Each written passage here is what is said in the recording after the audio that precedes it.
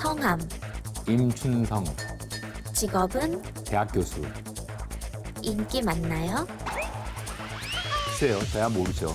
본인의 경제관념 점수는 학점으로 드릴게요. B 학점입니다. 뭐 경제를 잘 한다고 할 수 없죠. 뭐 재테크도 그렇고. 하지만 아는 건 좀 있으니까 교수잖아요, 명색이. 가장 존경하는 경제 경영인은 이순신. 위대한 전략가이자 위대한 리더.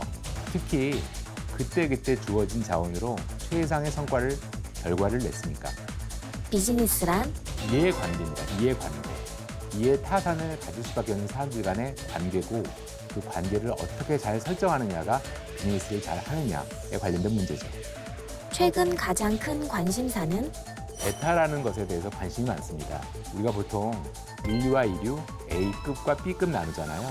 그런데 이제 그런 것들이 혼재된 세상이니까 B에 좀 더, 베타에 좀 더 관심 갖는 그런 생각을 해보자.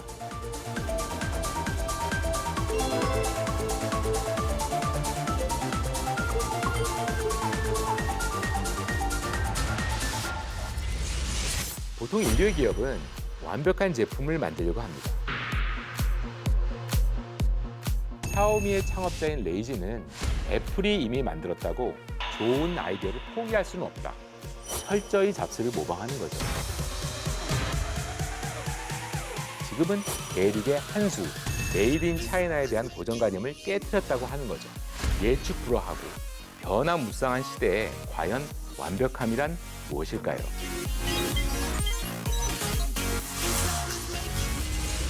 마지노선이란 말 종종 쓰시죠? 최후의 보루라는 뜻이기도 하고 이게 내 마지노선이야 하면 내가 최대한 양보할 수 있는 수준이라고 얘기하는 겁니다. 이 마지노선의 유래를 아시면 아마도 좀 생각이 많아지실 겁니다. 1차 세계대전이 끝난 후 프랑스는 히틀러의 등장으로 독일을 매우 두려워합니다. 그래서 총 길이 720km에 달하는 엄청난 방위 요새를 프랑스와 독일의 국경 사이에 짓습니다. 720km 하면 감이 잘 안 오시죠? 휴전선에서 제주도까지 가장 길게 걸릴 때도 약 500km밖에 되지 않습니다. 그 요새에는 대전차와 다중철조망, 포대와 기관총장, 지휘소, 탄약고, 식량창고 또 각각의 그 요새들을 연결하는 지하철도망까지 말 그대로 망공불락의 완벽한 요새가 탄생한 것이죠. 그러나 2차 세계대전은 시작되고 독일은 이를 비웃듯 마지노선 위편의 벨기에 국경으로 돌아서 파리로 진격합니다.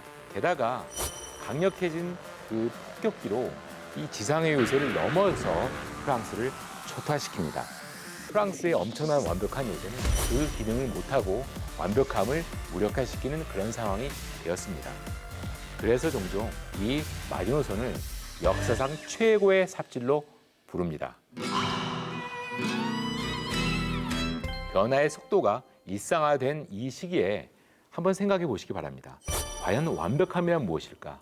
이런 경직된 완벽함이 우리가 혹시 추구하고 있는 것은 아닐까 생각을 해봐야 됩니다.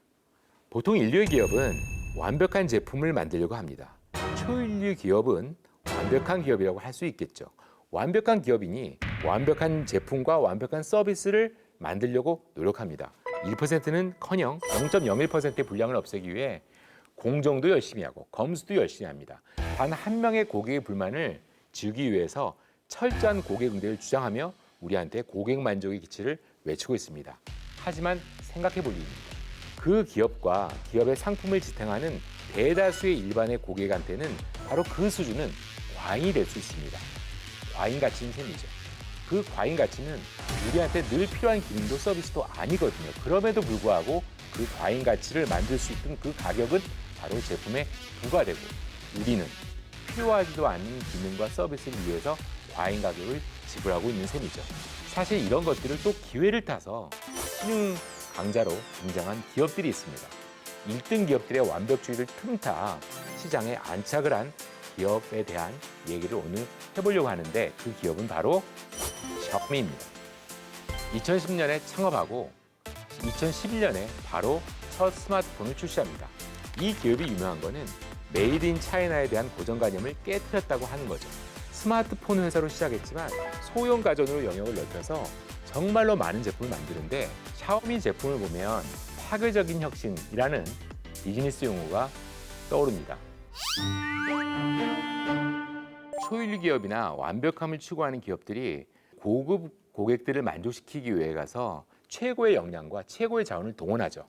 그런 사이에 스타트업이나 중소기업들이 일반적인 대다수의 평이한 고객층을 겨냥해서 그들한테 적절한 기능, 낮은 가격의 제품을 제공하면서 그 시장에서 성장하는 거죠. 급기야는 중심으로 올라가는 것을 말합니다. 어쨌든 샤오미는 전형적인 파괴적 혁신 기업으로 많이 알려져 있습니다. 사실 이 애플이나 갤럭시에 비하면 샤오미의 스마트폰은 좀 부족합니다. 몇 퍼센트, 몇십 퍼센트 부족하겠죠. 하지만 완벽함을 포기한 대신 가격으로 승부한 겁니다. 그래서 샤오미를 가성비 얘기하는 거죠. 하지만 저는 이 샤오미의 성공 요인을 가성비만으로 보고 있는 것은 어찌 보면 샤오미의 제품을 스마트폰만으로 보고 있는 그런 발상과 같은 얘기입니다.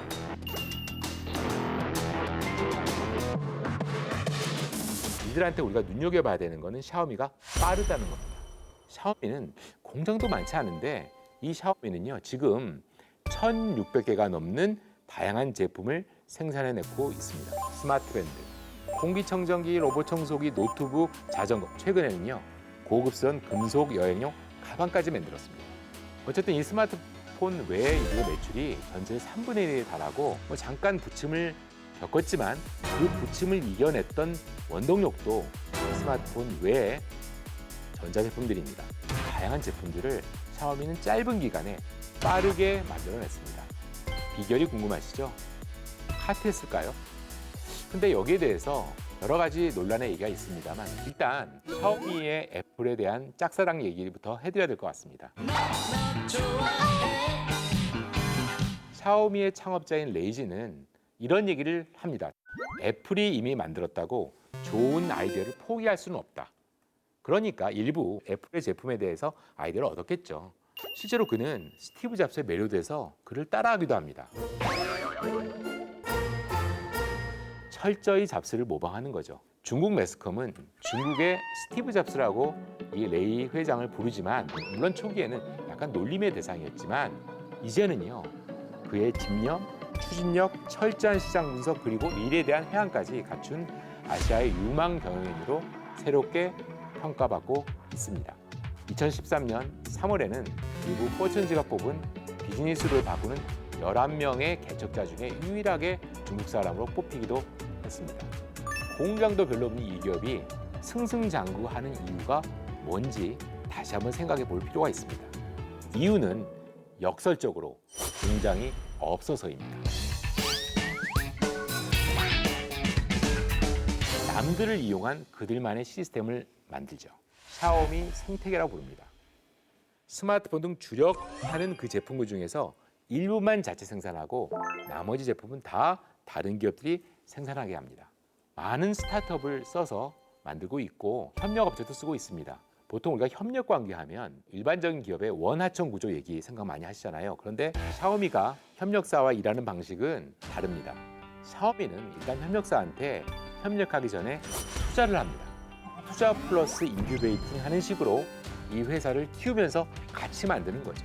그러니까 자기가 생산을 안 하지만 샤오미의 가치, 샤오미의 기획, 샤오미의 여러 가지 디자인은 다 심는 거죠. 게다가 여러분 잘 아시지만 중국은 흔히 우리가 세계의 공장이라 부릅니다.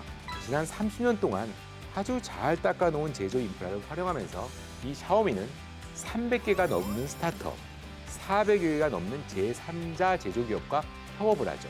이들한테 자사의 제품을 생산하게 하니 뭐든 빨리 만들 수 있는 거죠. 가성비의 샤오미만을 생각하시면 안 됩니다. 더 중요한 것은 다양하다는 거죠. 샤오미 생태계를 통해서 다양한 제품을 고객이 기다릴 틈도 없이 꾸준하게 쏟아내면서 제2의 전성기로 도약합니다. 샤오미 얘기를 오늘 많이 했습니다. 그래도 뭔가 아쉬움이 남아 샤오미의 특성을 단적으로 보여주는 얘기 하나 해드리겠습니다. 남녀 사이에 톡을 주고받을 때 상대에 대한 친밀도에 따라 남자와 여자의 패턴이 상이하다고 합니다. 남자는 상대 여자가 마음에 들수록 문자를 많이 보내고 여자는 상대 남자가 친밀할수록 답을 빠르게 보낸다고 합니다. 어떠세요? 만나는 남자가 톡을 많이 보내나요? 만나는 여자가 답장을 빨리 하나요? 샤오미는 어떻죠? 많이, 그리고 빠르게 합니다. 특히 친밀한 관계 사이에서의 핵심은 기다리지 않게 함입니다. 기업에게 고객이 그토록 소중하다면 기다리지 않게 해야 합니다. 고객의 입장을 생각해 보세요. 완벽함을 갈구하는 여러분의 기업이 최고의 제품과 서비스를 준비하는 동안 고객은 기다립니다. 기다려본 적 있죠? 약속 장소에 나타나지 않고 기다리게 한 사람은 전화나 톡을 합니다. 차가 막혀서, 일이 늦게 끝나서 등등. 그러면 우리는 이런 답을 보냅니다. 천천히 조심히 오세요. 예의 바르게 이해한다는 식으로 답은 했지만 사실은 이해하고 있지 않습니다. 입에는 불평이 흘러나오고 마음에는 불만이 피어오릅니다. 머리에는 그간에 안 좋았던 기억들이 차곡차곡 쌓입니다. 기억하기 바랍니다. 다음 문장. 사람은 자기를 기다리게 하는 자의 결점을 계산한다.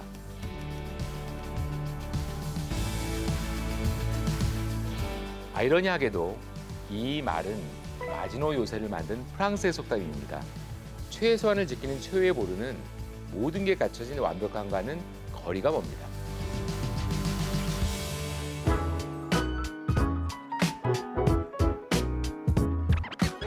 And when you say you miss her, you're really missing me. Tell me how long until you say